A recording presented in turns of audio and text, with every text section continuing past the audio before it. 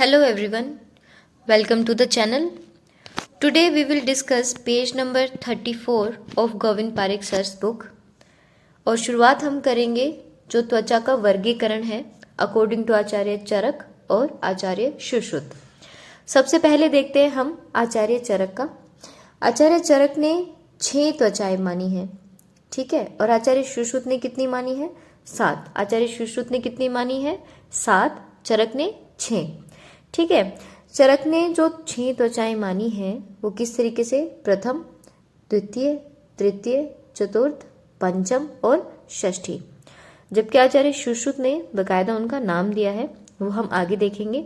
सबसे पहले हम देखते हैं जो आचार्य चरक की 6 हैं उनको। जो सबसे पहले वाली त्वचा है उसको क्या कहा है? उदक धरा। उसको क्या कहा है? उदक धरा के नाम से इसको बोला है। द्वितीय जो त्वचा है उसको बोला है असृक धरा। क्या बोला है? असृक धरा, ठीक है। तीसरी वाली जो त्वचा है उसमें क्या है? सिधम और किलास। तो इसको कैसे याद कर सकते हैं हम? तीसरी किलास, किलास, ठीक है ना। अब किलास से तो याद रह जाएगा, लास्ट वाले स से क्या हो जाएगा? सिधम, ठीक है ना। तीसरी त्वचा जो होती है वो उसमें क्या है? किलास और सिधम, इसका अधिष्ठान रहता है। जो चौथी त्वचा है उसके अंदर दद्रु और कुष्ठ, ठीक है, दद्रु और कुष्ठ। ये देखो आप, इन सभी में ऊ की मात्रा है, आपको बस पहचानना है। दद्रु में भी ऊ की मात्रा है, कुष्ठ में भी है और चतुर्थ में भी है। ऐसा बाकी किसी त्वचा में है नहीं, ठीक है ना। आपको सिर्फ क्वेश्चन निकालने हैं और उस पॉइंट ऑफ व्यू से आपको इसको याद करना है, ठीक है। तो चौथी त्वचा जो है चतुर्थ के अंदर दद्रु और कुष्ठ का अधिष्ठान है, ठीक है। पांचवी जो त्वचा है उसमें अलजी और विद्रदी। पांचवी जो है उसमें क्या आ जाएगा? अलजी और विद्रदी। छठी जो त्वचा है इसके काटने पर क्या होगा? तमः प्रवेश व स्थूल मूल की पीड़िकाओं की उत्पत्ति। वो किस में मानी है? षष्ठी त्वचा के अंदर मानी है। किस में मानी है? षष्ठी त्वचा में, ठीक है। अब हम देखते हैं आचार्य सुश्रुत की जो 7 त्वचाएं हैं वो कौन कौन सी है। सबसे पहले तो इनके नाम आ जाते हैं, ठीक है ना। इसको याद करने का एक निमोनिक है, वो क्या है पहले वो देखते हैं हम। मैंने इसको याद किया था अल, श्वेता, वर्मा। अब देखो डिकोड करते हैं हम इसे ना। सबसे पहले आता है हमारा अल। अ से क्या है? अवभासनी। ल से लोहिता। अल हो गया हमारा अ, ल, ठीक है ना। फिर आता है श्वेता, तो तीसरी कौन सी होगी? श्वेता। और ता से क्या आ जाएगा? ताम्रा, ठीक है ना। श्वेता और ताम्रा। फिर आएगी व र मा, व र मा, ठीक है ना। वेदनी, रोहिणी और मासधरा, ठीक है। तो अल, श्वेता, वर्मा, अल, श्वेता, वर्मा, ठीक है। ये हो गया हमारा निमोनिक। अब हम इसके बारे में जानते हैं। सबसे पहले हमारी कौन सी आती है? अवभासिनी है। सबसे पहले कौन सी है? अवभासिनी। इसका जो प्रमाण है वो ब्रीही, ब्रीही है चावल का दाना। ब्रीही का 1/18, 1/18वां जो प्रमाण है वो किसका है? अवभासिनी त्वचा का है, ठीक है। ये तो हो गया इसका प्रमाण। अब किस तरह की होती है ये? सर्व वर्ण व छाया की प्रकाशक। कौन से वाली है? अवभासनी। अवभासनी को क्या बोला है? सर्व वर्ण, सभी प्रकार के वर्ण और छाया का प्रकाशक। कौन सी त्वचा है? अवभासनी है। रोग कौन से होंगे इसमें? सिद्म, पद्म, कंटक। सिद्म, पद्म, कंटक, इन 3 रोगों का ये क्या है? अधिष्ठान है, ठीक है ना। सिद्म, पद्म, कंटक, ठीक है। सिद्ध के पद में कंटक लग गया, अवभासनी, ठीक है ना। अवभासनी सिद्ध के पद में कंटक लग गया। इस तरीके से आप क्या करोगे? ये 3 रोग याद कर लोगे। प्रमाण इसका क्या है? 1/18, ब्रीही के 1/18वां भाग। और काम क्या है इसका? सर्ववर्ण व छाया की प्रकाशक। फिर हम सेकंड पे आते हैं। सेकंड हमारी कौन सी थी? अल, श्वेता, वर्मा। ल, लोहिता। कौन सी है? लोहिता। इसका प्रमाण क्या है? ब्रीही का 1/16वां भाग। ब्रीही का 1/16वां भाग, इसमें कौन कौन से रोग आ जाएंगे? तिलकालक, न्यच और व्यंग। तिलकालक, न्यच और वंग, ठीक है ना। NTV याद कर से करते हो, NTV, ठीक है ना, NTV। और फिर LNTV। जैसे पहले के टाइम पे टीवी में चैनल्स आते थे ना, ये न्यूज़ चैनल है ना, तो इस तरीके से आप याद कर सकते हो कि ये कौन सा है, LNTV है। लोहिता, न्यच, तिलकालक और व्यंग, तो ये क्या हो गया, LNTV। फिर इसके बाद आते हैं हम तीसरी त्वचा पर। तीसरी कौन सी है? अलश्वेता, श्वेता और ताम्रा। तीसरी है श्वेता। इसका प्रमाण क्या है? व्रीहि का 1/12वां भाग।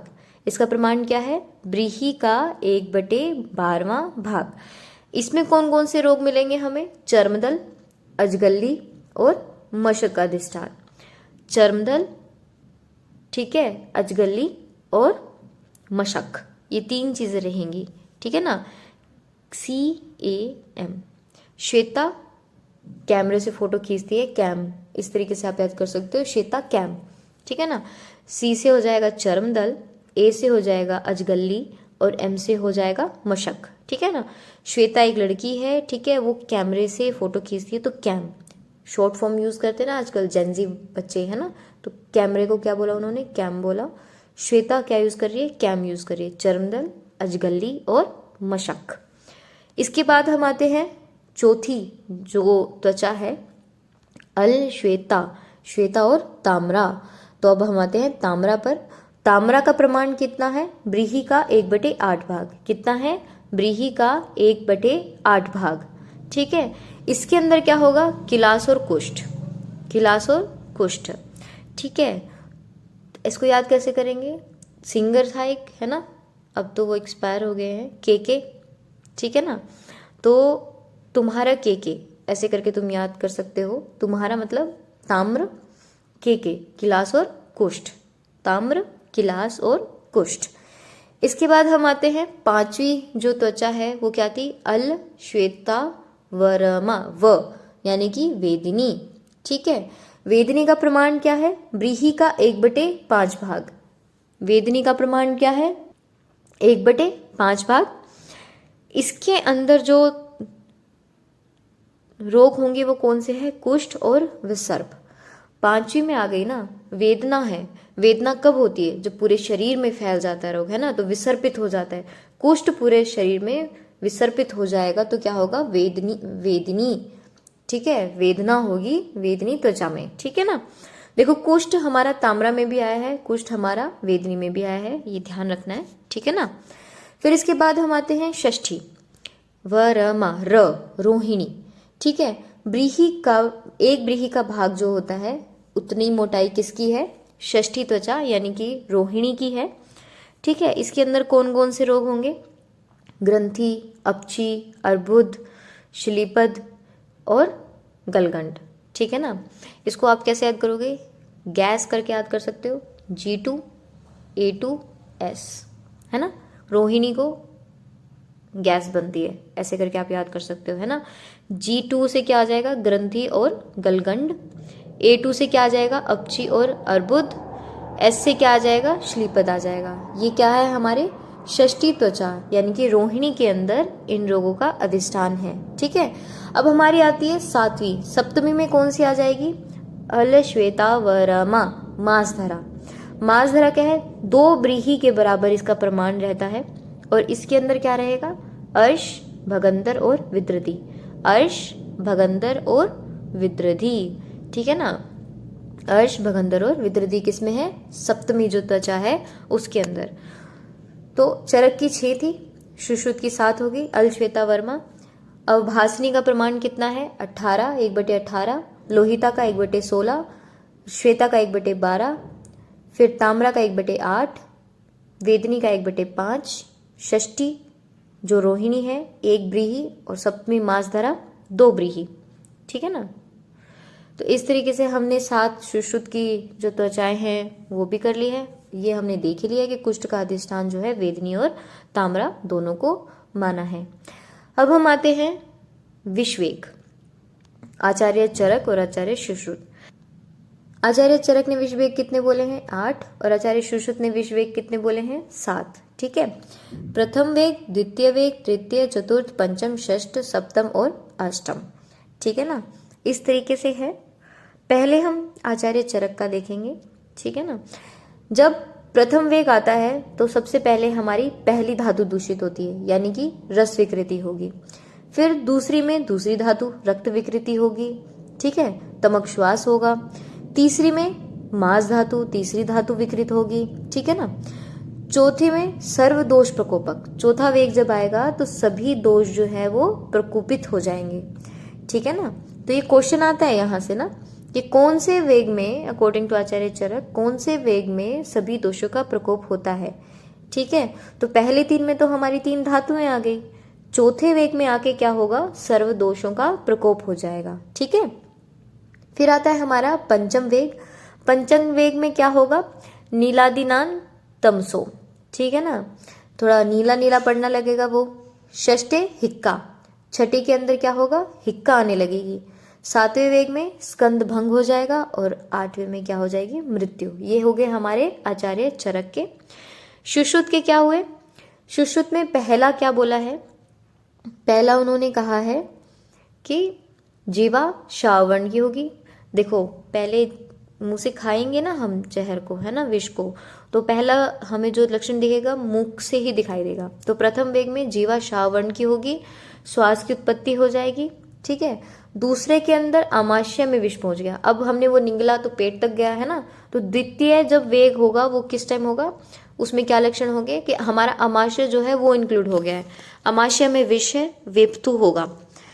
तीसरे में क्या बोला? तालुशोष, तीव्र आमाशय शूल। अब यहाँ तो विष आमाशय में पहुंच गया है, लेकिन अब वहां पर उसने पेन शुरू कर दिया, आमाशय शूल। कौन सी में? तीसरे वेग में तालुशोष भी हो रहा है और तीव्र आमाशय शूल भी हो रहा है।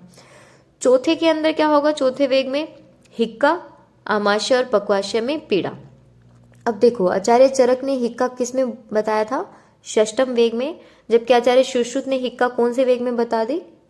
चतुर्थ वेग में। ठीक है ना, तो चतुर्थ वेग में एज पर आचार्य सुश्रुत हिक्का की उत्पत्ति होगी और आमाशय और पक्वाशय में पीड़ा होगी।